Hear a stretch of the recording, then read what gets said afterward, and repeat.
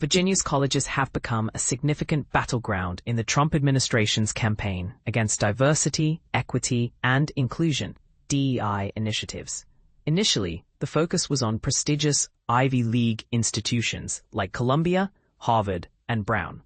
However, the spotlight soon shifted to Virginia, where prominent universities such as the University of Virginia, George Mason University, and the Virginia Military Institute found themselves at the center of this contentious issue.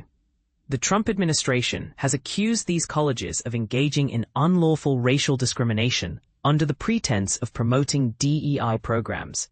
In response, they have launched investigations, applied pressure on university leaders, and imposed fines on institutions deemed non-compliant. This aggressive stance has raised eyebrows and sparked debates about the implications for higher education across the nation. Political analysts suggest that several factors contributed to Virginia's universities being scrutinized earlier than others. These include the influence of Governor Glenn Youngkin, the personal connections between the universities and the Trump administration, and Virginia's recent history of voting Democratic. This combination of elements has made Virginia a focal point in the broader national conversation about DEI. The situation in Virginia is not an isolated incident. It is a precursor to similar actions unfolding in other states. For instance, the president of the University of California recently announced that the state's university system is negotiating with the Trump administration regarding allegations of fostering anti-Semitism at UCLA. The Justice Department is also investigating potential civil rights violations within the California university system. Senate Majority Leader Scott Surreville, a Democrat from Fairfax, remarked, "The Trump administration chose to use us as a test tube for what they're planning in California." This statement underscores the broader implications of the actions taken in Virginia, suggesting that they may set a precedent for other states. In a recent development, U.S. Airmen Senate-type news source, Secretary of Education Linda McMahon announced that her department would require colleges to report data on the race of applicants and admitted students. This move aims to assess whether discrimination occurs during the admissions process, further intensifying the scrutiny on Virginia's colleges. Republicans in Virginia have been focusing on higher education for several months. For example, at the Virginia Military Institute, the Board of Visitors voted not to renew the contract of Major General Cedric Wins, the institution's first black superintendent in its long history. Wins had taken the position in 2020 following a scandal that prompted an investigation into the treatment of black cadets at the school.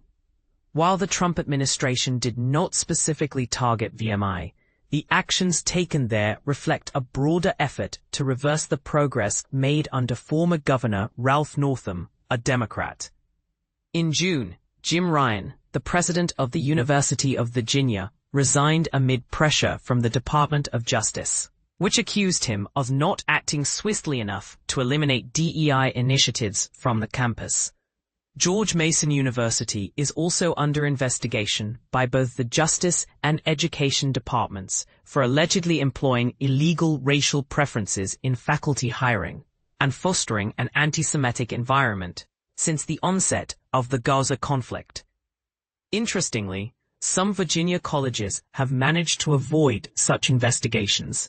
In alignment with Trump's directives, Virginia Commonwealth University disbanded its Office of Inclusive Excellence, cut at least 13 jobs, and hired a consultant to review its practices. Governor Youngkin's involvement is a crucial factor in this situation. Surreville asserts that there is clear coordination between Youngkin, the Attorney General, and the Trump administration. Youngkin's first executive order aimed to eliminate what he termed inherently divisive concepts from K-12 education, a move that aligns with Trump's rhetoric about political indoctrination in schools. Shortly after taking office, Youngkin also renamed the state's DEI director to the Chief Diversity, Opportunity, and Inclusion Officer, signaling a shift in focus.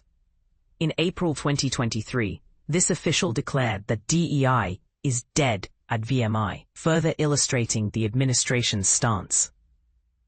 Additionally, Youngkin's administration took significant steps early in his term, including the dismissal of top legal advisors at both U of A and George Mason, replacing them with conservative figures. This change effectively curtailed the autonomy of university leaders like Jim Ryan and Gregory Washington. Larry Sabato, director of the Center for Politics at the University of Virginia, suggests that Youngkin is strategically aligning himself with Trump's base as he eyes a potential presidential run in 2028. While he may have limited power to influence immigration policies in Virginia, he can certainly make changes regarding DEI in higher education, which resonates with his campaign themes from 2021. Youngkin also has the authority to appoint members to the boards of visitors that govern the colleges. As of July, he had nominated or renominated nearly every board member across the state. In a recent Senate committee vote, Youngkin's nominations for 8 board members at UVA, George Mason, and VMI were not confirmed, yet he insisted that these members assume their positions. This led to a lawsuit filed by Suravel in Fairfax County, which resulted in a ruling favoring the Democrats, although Miyares announced plans to appeal. Personal connections between the universities and the Trump administration likely play a role in the scrutiny faced by Virginia's colleges. For instance, Harmeet K. Dillon and Gregory W. Brown, both graduates of UVA, were instrumental in pushing for Jim Ryan's resignation. Ryan also faced criticism from a conservative alumni group, the Jefferson Council, which accused him of mishandling various issues and promoting a political agenda disguised as DEI. Another notable connection is Lindsey Burke, whom Youngkin appointed to the George Mason Board of Visitors in 2022. Burke, who authored a conservative policy document for the Heritage Foundation, left the board to join the U.S. Department of Education as Deputy Chief of Staff. Virginia's geographical proximity to Washington, D.C., and its reputation for high-quality public colleges make it an attractive target for the Trump administration's agenda. Suravel described Virginia's 15 public colleges as the envy of nearly every state across America, highlighting their significance in the national educational landscape. The fact that Virginia has consistently voted against Trump in recent elections may also contribute to the administration's focus on the state.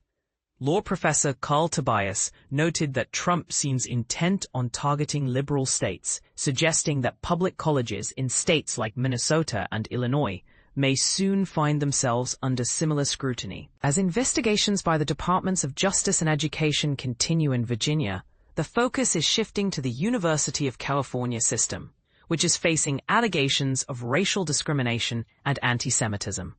Other institutions are also being examined, as the Education Department seeks to determine whether certain universities have unlawfully awarded scholarships exclusively to undocumented immigrants or those protected under the Deferred Action for Childhood Arrivals (DACA) program. In summary, Virginia's colleges are at the forefront of a national debate over DEI initiatives, with significant political implications. As the situation evolves, it raises important questions about the future of higher education and the role of government in shaping academic policies. What do you think about the actions being taken against DEI programs? Are they justified, or do they threaten the principles of diversity and inclusion in education? Share your thoughts in the comments.